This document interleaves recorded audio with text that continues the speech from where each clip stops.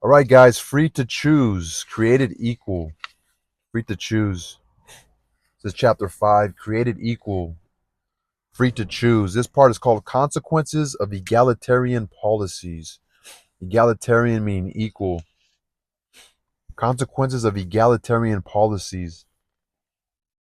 In shaping our own policy, we can learn from the experience of Western countries with which we share a common intellectual and cultural background, and from which we derive many of our values.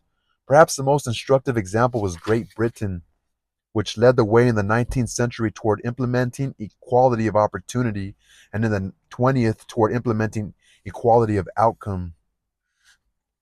Since the end of World War II, British domestic policy has been dominated by the search for greater equality of outcome. Measure after measure has been adopted designed to take from the rich and give to the poor. Taxes were raised on income until they reached a top rate of 98% on property income and 83% on earned income, and were supplemented by ever heavier taxes on inheritances. State-provided medical, housing, and other welfare services were greatly expanded, along with payments to the unemployed and the aged. Unfortunately, the results have been very different from those that were intended by the people who were quite properly offended by the class structure that dominated Britain for centuries. There's been a vast redistribution of wealth, but the end result is not an equitable distribution. Instead, new classes of privilege have been created to replace or supplement the old. The bureaucrats, secure in their jobs, protected against inflation both when they work and when they retire. The trade unions that profess to represent the most downtrodden workers but in fact consist of the highest paid laborers in the land. The aristocrats of the labor movement and the new millionaires. People who have been cleverest at finding ways around the laws, the rules, the regulations that have poured from parliament and the bureaucracy, who have found ways to avoid paying taxes on their income and to get their wealth overseas beyond the grasp of the tax collectors. A vast reshuffling of income and wealth, yes, greater equity, hardly. The drive for equality in Britain failed not because the wrong measures were adopted, though some no doubt were, not because they were badly administered, though some no doubt were, not because the wrong people administered them, though no doubt some did. The drive for equality failed for a much more fundamental reason. It went against one of the most basic instincts of all human beings. In the words of Adam Smith, the uniform, constant, and uninterrupted effort of every man to better his condition.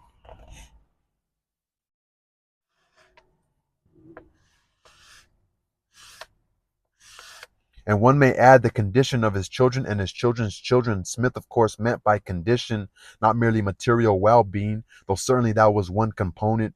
He had a much broader concept in mind, one that included all of the values by which men judged their success, in particular the kind of social values that gave rise to the outpouring of philanthropic activities in the 19th century. When the law interferes with people's pursuit of their own values, they will try to find a way around. They will evade the law, they will break the law, they will leave the country. Few of us believe in a moral code that justifies forcing people to give up much of what they produce to finance payments to persons they do not know for purposes they may not approve of. When the law contradicts what most people regard as moral and proper, they will break the law, whether the law is enacted in the name of a noble ideal such as equality or in the naked interests of one group at the expense of another. Only fear of punishment, not a sense of justice and morality, will lead people to obey the law. When people start to break one set of laws, the lack of respect for the law inevitable. When people start to break one set of laws, the lack of respect for the law inevitably spreads to all laws, even those that everyone regards as moral and proper. Moral and proper laws against violence, theft, and vandalism. Hard as it may be to believe, the growth of crude criminality in Britain in recent decades may well be one consequence of the drive for equality. In addition, that drive for equality has driven out of Britain some of its ablest, best trained, most vigorous citizens, much to the benefit of the United States and other countries that have given them a greater opportunity to use their talents for their own benefit. Finally, who can doubt the effect that the drive for equality has had on efficiency and productivity?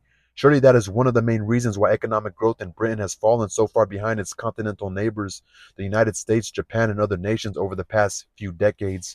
We in the United States have not gone as far as Britain in promoting the goal of equality of outcome. Yet many of the same consequences are already evident, from a failure of egalitarian measures to achieve their objectives to a reshuffling of wealth that by no standards can be regarded as equitable, to a rise in criminality, to a depressing effect on productivity and efficiency.